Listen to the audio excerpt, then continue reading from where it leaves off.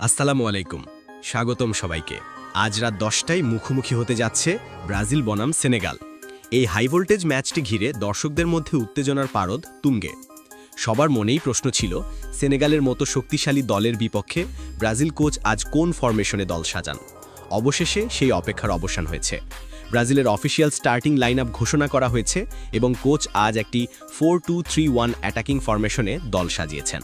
চলুন বিস্তারিত দেখে নেওয়া যাক কারা থাকছেন আজকের এই একাদশে।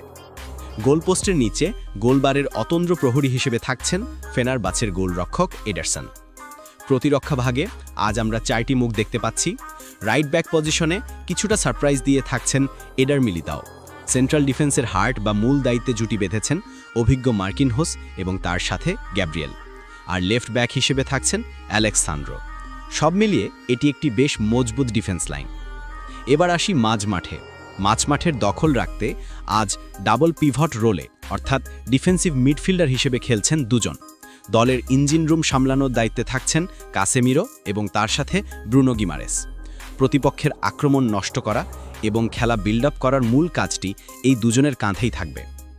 আক্রমণ ভাগে থাকছে এই একাদশের মূল চমক। এই তিনজনের সামনে অ্যাটাকিং মিডফিল্ডার হিসেবে ঠিক মাঝখানে নাম্বার 10 রোলে খেলবেন রদ্রিগো।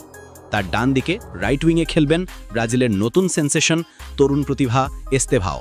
আর লেফট উইংয়ে থাকছেন বর্তমান বিশ্বের অন্যতম সেরা খেলোয়াড় ভিনিসিয়াস জুনিয়র।